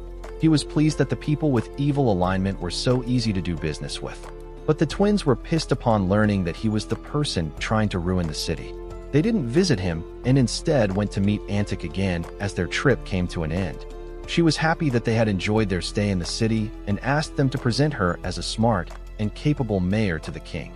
Just then, Vesta came there with his lackey, and Antic panicked upon seeing him. She asked who the hell had given him the permission to enter here, but he replied that they had entered through brute force. Vesta then asked the girls about their response to his previous offer because they hadn't come to meet him. Antic lost her mind as she thought that the evil aligned twins had made a deal with scum like Vesta. but Karina assured her that they didn't intend to associate with him at all. She told Vesta that he should have been smart enough to know they weren't going to work with him when they didn't show up. She then asked Antic if it was fine if they dealt with Vesta because they wouldn't do it if it caused problems between their countries. Antic was more than happy to let them handle the crooked merchant and his goons, and the medics immediately stepped in between them and the twins. Seeing that they intended to fight, Vesta pulled out a syringe full of poppy extract and told the girls that a single dose of this thing would make them addicted. They reminded him that if he did anything to them, he would be turning the entire nation of Minogra into his enemy, and their king wouldn't let him die peacefully. Vesta said that it would be fine because after this injection, the girls would do whatever he wanted, and then their king would also follow his orders. Vesta then handed over the injection to his men while he stepped aside. But then suddenly his goon's sword came flying right towards him. He panicked at this and turned around, and the sight in front of his eyes was even more horrifying. Meanwhile, in Minogra, Emily was reporting to Takuto when she asked him why he had sent the medics as bodyguards when they could dispatch their warriors. Takuto told her that the medics really loved humans and demi-humans, and because of that, they got extra buffs when they were dealing with them, no matter if they were healing them or fighting them. Back in Antic's office, the plague doctors had butchered Vesta's henchmen and skinned them. They had removed their disguises as well, revealing that they were patchwork monsters who weren't humans, but they wanted to be human by wearing their skin. Antic was horrified at this sight, and Marina comforted her, while Karina ordered the medics to finish off Vesta because he had threatened to harm them and insulted their king. Vesta told them to stop because they were evil people just like him. But Karina told him that being evil meant being free to do anything they wanted, and she wanted him dead. On her command, the medics made quick work of Vesta, and now all three of them had human skins to wear. While Marina told them that they looked human now, Karina apologized to Antic for traumatizing her and making a mess of her office. She began wondering how they would cover the cleaning bills, but Antic nervously told her that it was fine. Karina was happy to hear that, but Antic was even more terrified now that she knew that the twins weren't even a little taken aback at this gruesome scene. She wet herself in fear, and upon seeing this, the medics also decided to do the same because that would be a human thing to do. However, Karina drop-kicked them as she told them to stop, and something inside Antic's mind snapped as she started laughing. Soon after that, the twins returned to Minogra and reported what they had found. But Atu got furious as she realized what they had done in Dragon. Instead of scolding the girls, she took out all her anger on Takuto because he was the one who had let them go that far. She knew that he had ditched his work so that he could watch over them. And despite that, he had let them butcher the bandits in Antic's office. Takuto said that he hadn't stopped the girls because he thought they would hate him, and she yelled at him even more, asking if he was the dad of some teenagers. After that, Atu turned to the twins who were still carrying their bloody cloaks with them and lashed at them for taking such violent actions. Next, she moved on to the medics, but they were actually proud that they had killed 3 people and worn their skin to become more human. Atu lost her cool at this, and as a punishment, she told everyone to write an essay reflecting on the mistakes they had made, which was a pretty mild punishment for killing 3 people in another country. After that, a meeting was called to discuss how they would approach Dragon, but Takuto was too busy handing out candy to the twins. Atu scolded them once again, but the Dark Elves told her to calm down because they needed to get through the meeting first. Molter said that the elves were also partially at fault for not teaching the twins basic manners, and Atu decided to deal with them later. As the meeting started, Molter asked the twins if their report was accurate, and they were confident that they had gotten all the observations correct. The elves read that Dragon was in a lot of trouble. Food was scarce, and there weren't enough guards to patrol the city, so crime was rising. However, the biggest problem remained the attacks of barbarians that involved goblins, orcs, and hill giants. While goblins and orcs were just low-level monsters, hill giants were quite powerful and tough to defeat. Molter said that the soldiers and shamans of Dragon had been unable to find the exact source from where the monsters were spawning, and he thought it was because they were too exhausted to use their sharp senses fully.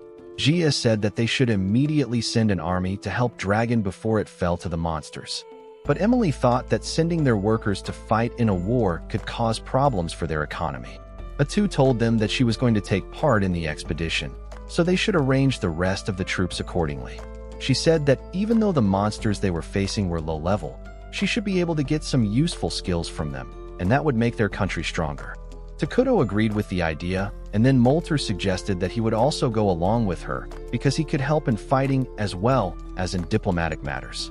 He decided to take some of his students along to assist him, and Gia said that there was no need for him and the warriors to leave Minogra in that case. However, Emily wasn't sure if he was strong enough to protect the country since Atu was their main damage dealer. Atu agreed with her, but then turned to Takuto for the answer, who told everyone that he was going to summon a hero soon, so they didn't need to worry about the defenses anymore. The elves were really surprised to hear this, and they said that the timing was so perfect that it seemed that Takuto had seen the future. Takuto wanted to tell them that it was just a coincidence, but in the end, he decided to just enjoy the praise. Soon after that, it was time to summon the hero, and all the resources for the summoning were gathered at the altar. Everyone was eager to see the summoning, and Takuto was the most excited one because it reminded him of the days he used to save up materials to summon heroes in the game. Before the summoning, Takuto talked with Atu through telepathy, asking what she thought would happen when they summoned Isla. She wasn't sure about it because this was the first hero they were summoning, and she hoped that Isla was obedient to Takuto. However, in case she was hostile, Atu was ready to risk her life to protect her king. Takuto thanked her for always being there with him, but asked her not to risk her life because he couldn't summon her again if she died.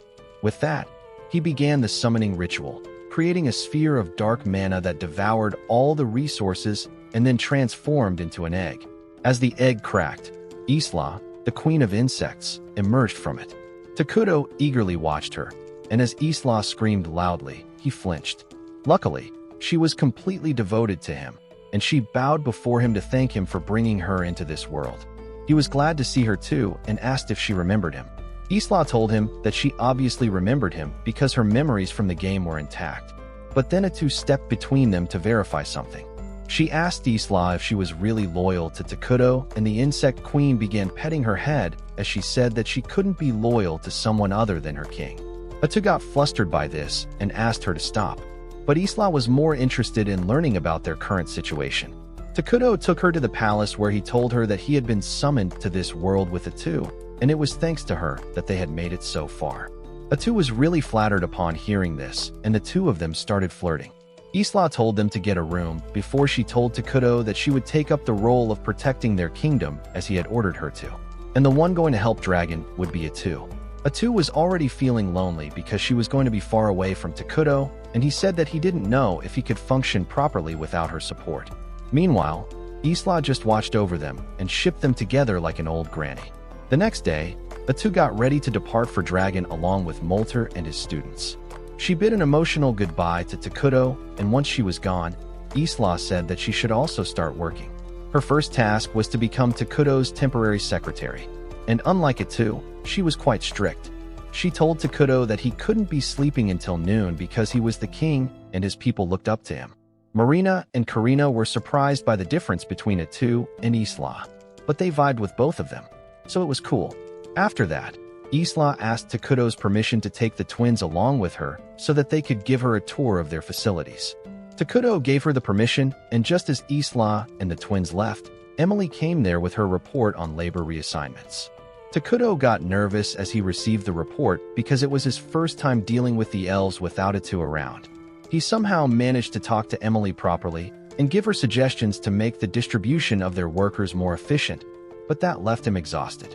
However, his work wasn't over yet, and Gia immediately came there with his report. On the other hand, the twins were giving Isla a tour of their town when Emily came there.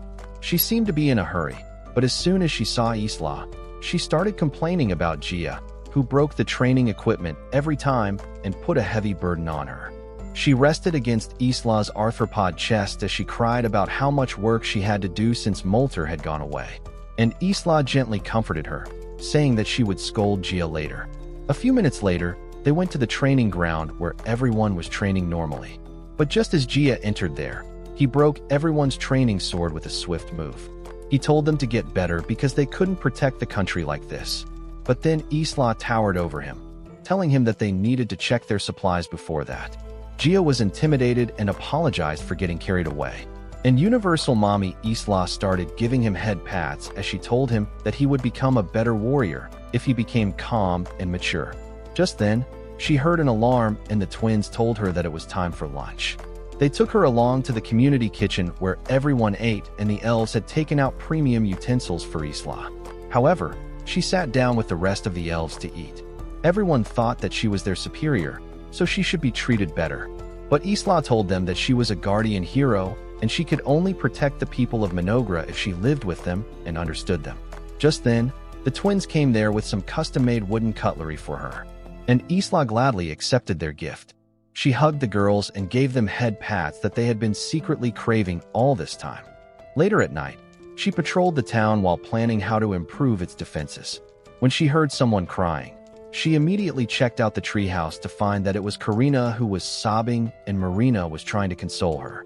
Isla asked them what had happened, and Karina said that she couldn't sleep because she kept having dreams of the happier times when their mom was alive.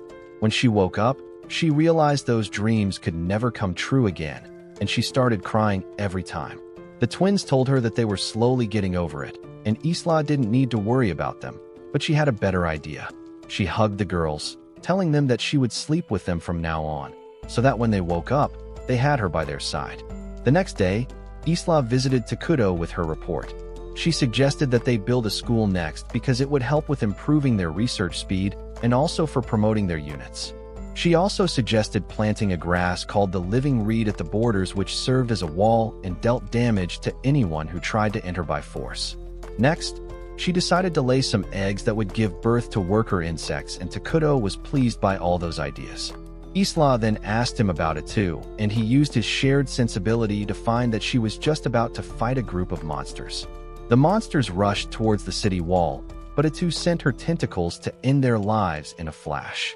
Mayor Antic was with her too, and she was absolutely horrified upon seeing Atu's power. She began stammering as she told Atu about her good relation with the twins, hoping that it would make the monstrous woman see her in a more positive light. Atu understood what had got Antic so frightened, so she asked her to take a break, and Antic immediately excused herself. After a while, Atu took a break from monster hunting, and one beast man offered her some juice. Molter remarked that she had started to fit in nicely with the people here. Initially, he had thought that everyone would be really scared of her, but thanks to Pepe, that did not happen. Atu got pissed as she heard Pepe's name, because when he had seen her tentacles earlier, he had called her an octopus. Atu had been annoyed when everyone started calling her an octopus, but before she could lash out at Pepe, he had told her to protect the city while he went to the main kingdom to report the matter. Even now, Atu could only sulk about that. But then Molter asked her about the skill harvest. She told him that she had gathered a lot of useful skills from the monsters, and Molter said that Takuto would be pleased to hear that. Atu got excited upon hearing that, and said that she wanted him to praise her a lot, when suddenly she sensed another monster coming towards them. This time it was a hill giant, and Molter checked for any magic that was controlling it. He couldn't find anything abnormal with the mana of the hill giant, and Atu said that they needed to figure out the source of this problem quickly if they wanted to return to their kingdom. Just then, Antic came there running to inform them about the hill giant. She said that their soldiers were getting ready to fight it, but Atu told her to relax because she could deal with one hill giant on her own. She rushed ahead, and then Molter decided to assist her because he didn't like sitting idly. He used a military-grade magic spell called Land of Ruin, giving Atu terrain advantage while greatly debuffing the hill giant. Atu used the holy sword skills to cut through the hill giant in one slash. But then something really surprising happened. The monster's body vanished, leaving behind gold coins instead. Atu immediately contacted Takuto about this strange occurrence. She said that even Molter had not seen or heard about anything like this, and neither could he identify the coins. Takuto linked his vision with Atu to see the coins, and he recalled that they were from another game he had played that was called Brave Quest. Just then a huge army of monsters began approaching the city, commanded by a rock giant and a malnourished warrior who had given up his blades in exchange for magic. Takuto could see that too, and he told Atu to be careful because this time they were facing enemies from an RPG. At the same time, far in the north, Saint Selena was leading a group of knights to hunt the witch named Irikino. As they reached a destroyed village, Selena began looking for the signs of the witch, when suddenly her men were hit by simultaneous headshots, dying on the spot. As she wondered what was going on, Irakino came there and proudly declared that she was going to win this time.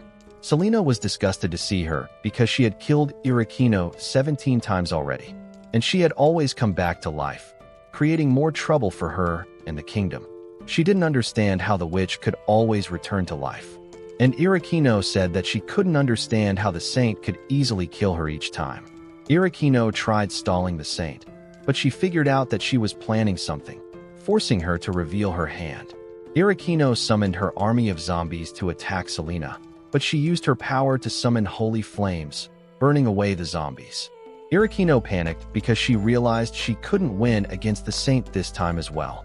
Selena dashed towards her, piercing her with her staff, and Irakino cursed the game for being too hard to beat. She died with that, but Selena wondered how long it would be until she had to face this crazy witch again.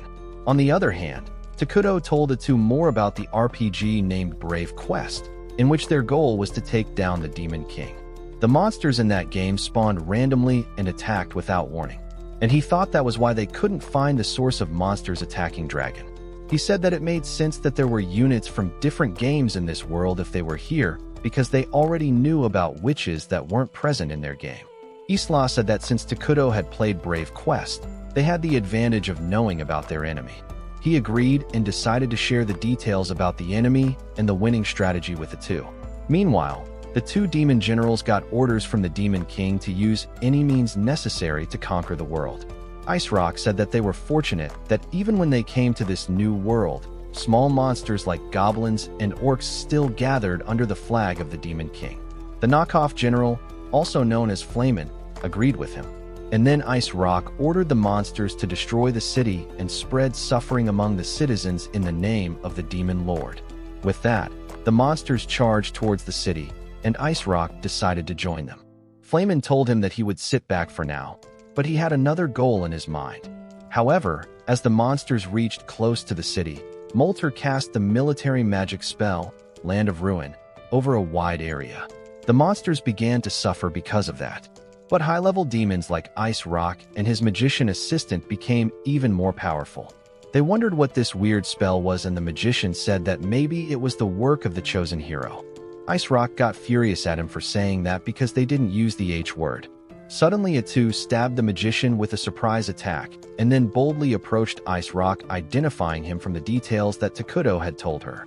Ice Rock asked her who the hell she was, and Atu introduced herself as a character from the game called Eternal Nations and declared that she would kill every last one of her enemies. At the same time, the residents of Dragon were trying to hold the monster army back by shooting arrows at them, but that didn't do any damage. Antic told the soldiers to keep shooting the enemies to stall them, and she planned to use the time they bought to evacuate the residents. She decided to abandon the city, but Molter told her that there was no need for that because they would win. Antic had decided not to trust anyone who said something like that.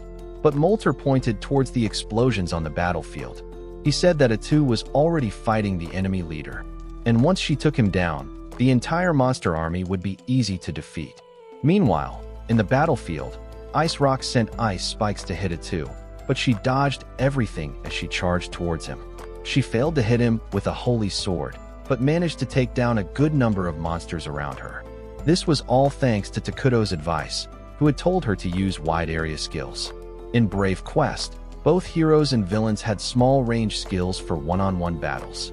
But in Eternal Nations, they fought as armies and had much bigger range skills, which gave them a huge advantage. Ice Rock asked Atu why she was standing against them when she was a demon herself. He asked her to join the Demon Lord's army and conquer the world, but she refused, saying that she was too busy running just a small kingdom, so she couldn't handle the stress of the entire world. Ice Rock didn't even understand what she was saying, and Atu realized that he was just a mid-level boss in a small RPG game that existed only to be defeated.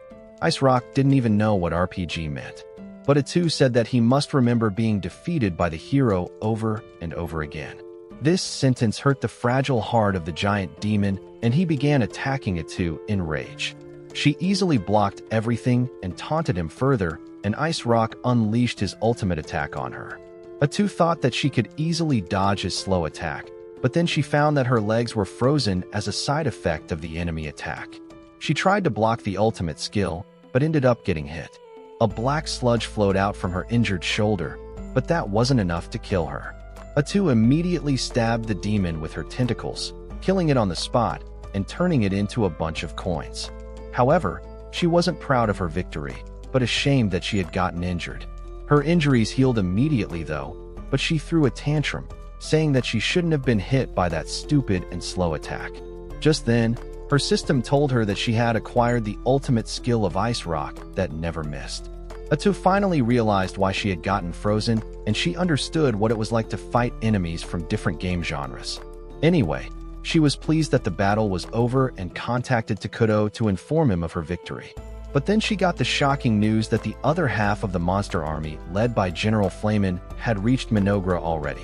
A dark elf soldier immediately ran to Takuto's office to report that the enemies had entered their territory, but Takuto told him to calm down because he knew everything that happened in his domain. Isla also told the soldier to calm down because they had the situation under control and Gia and other important officials were already on the move. The soldier immediately returned to his post, and the twins asked Takuto if they were in trouble. He told them that they would be fine as long as he and Isla were here, but he felt a little anxious about it. Isla said that she hadn't expected the enemies to attack their kingdom either, and she asked Takuto what they should do now because the Demon Lord might be a player just like him. Takuto replied that it didn't matter if the Demon Lord was a player or not, because he had made a mistake by attacking their kingdom, and now they were going to crush him. With that, they departed for the battlefield, and Takuto began counting their forces. Their main combat unit was Isla, and then there were the elf soldiers under Gia's leadership. The medics also had decent fighting ability on top of their healing abilities. And finally, they had the larvae that Isla had given birth to. Isla said that she had bred those larvae just for labor, but with her buffing them up, they could perform decently in combat. Just then, Takuto got a message from Emily telling him that she had evacuated all the non-combatants. Shortly after that, he got another message, this time from Gia, who told him that they had found that the enemies had around 1,000 soldiers, including goblins and orcs. There were also some strange creatures he had never seen before. And Takuto told him to keep defending the capital while he finalized his strategy. After that, Takuto thought that there were high chances a demon general was leading the army, and that could be a problem. He quickly came up with a strategy, and Isla thought that he was going to mass-produce fighter units with the mana they had stockpiled to cover the gap between them and the enemy. However, Takuto's real plan was something else. He immediately granted all the excess mana his kingdom had gathered over the past few weeks to Isla, making her level up like crazy so that she could unlock the skills called Predation and Parasitic Eggs. Takuto told Isla to use her skills to annihilate the enemy forces, and she replied that she was honored that he had chosen to entrust the kingdom's defense to her. Takuto said that after watching the battle at Dragon, he had figured out that Isla was the strongest unit on his side that could deal with the enemies. And now that she had leveled up, it should be easy for her. Isla got ready to attack the demon army, but Takuto warned her to watch out for attacks that followed RPG logic. Isla remembered how Atu had been caught off guard and promised to be careful as she flew off to the enemy location. Meanwhile, the elite soldiers of the Demon Lord's army were wondering why they were even here. One of them said that the Demon Lord probably didn't even know that Flamin was leading the troops here. The Flame Knight was shocked to hear this, and the Demon Wizard told him that Flamin was probably trying to betray the Demon Lord. As he started telling him the spicy gossip he had heard, they spotted someone approaching them, but it was just an ogre they had sent to scout the region. However, the ogre had weird bumps all over his body, and he looked like he was in a lot of pain. The elite warriors were on their guard, and they told him to stay back. But then suddenly the bumps on the ogre's body exploded, and small larvae shot out of it towards the demons. The demons had a hard time dealing with them, and they decided to retreat when they heard Isla's voice, telling them that she was disappointed in the demon army if they couldn't handle even this much. The demons wondered where the voice was coming from, and then Isla climbed down from a tree ready to pounce on them. She made quick work of all the demons and ate them to increase her power, but she found that they weren't even a good source of protein. Just then the demon general Flamin arrived there, and he was quite surprised to see all his troops defeated. He asked Isla to introduce herself before revealing that he was one of the 4 demon generals, and Isla was happy to hear that because she was looking forward to fighting him. She said that she had known there would be an enemy of very high level leading the army, just like Ice Rocket Dragon. Flamin realized that Ice Rock was already dead, but he wasn't really sad about that. He told Isla that Ice Rock had been the weakest of the 4 generals and also the dumbest, so she shouldn't compare him with that brute.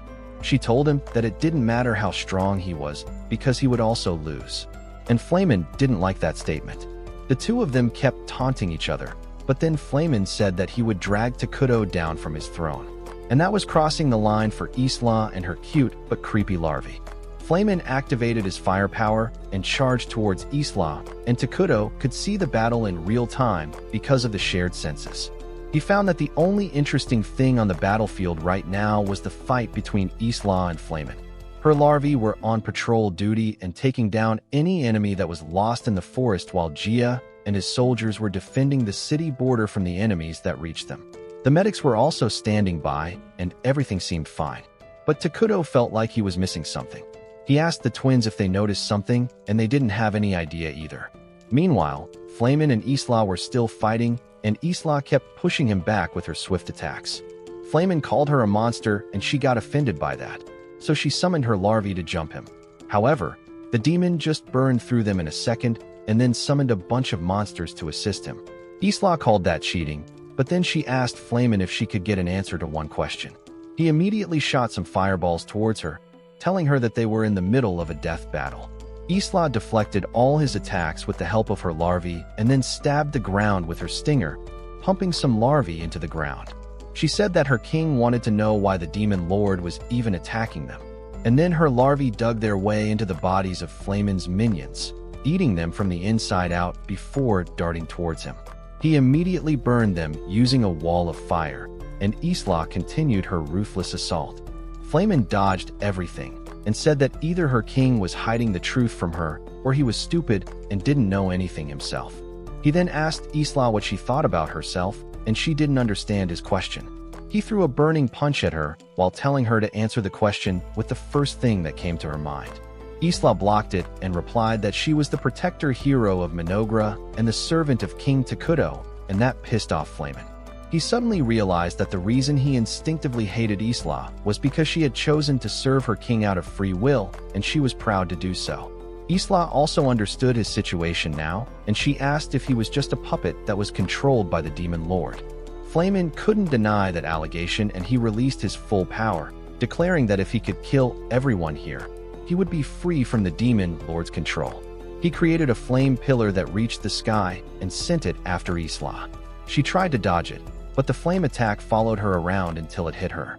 Flamin rejoiced that he had won the fight, but he was shocked to see that Isla had protected herself by wrapping her body in a cocoon. She taunted the demon, asking if this was all he had got, and he shot swords made of flame towards her. Isla dodged everything, and then Flamin suddenly ran out of mana. After spamming all those attacks, Isla dealt damage to him, and Flamin remembered the demon lord talking about how he would be free if he conquered this world and offered it to some entity. Flamin realized that he had just been acting like his puppet all along, and now he was going to die without obtaining anything. Isla slashed his body into two, and Takuto immediately called her to congratulate her on the victory. He asked her to return to the capital now, and as Isla told him that she had just leveled up after winning the fight, the call abruptly ended. Both Isla and Takuto found that they couldn't communicate with each other, and the next moment, Isla found the twins in front of her. They had no idea how they had reached there because they had been with Takuto just now, and Isla panicked thinking that they were in danger. She ordered her larvae to protect the twins, unaware that Flamin was still alive. But that's it for now. See you next time. Thank you for watching and subscribe for more.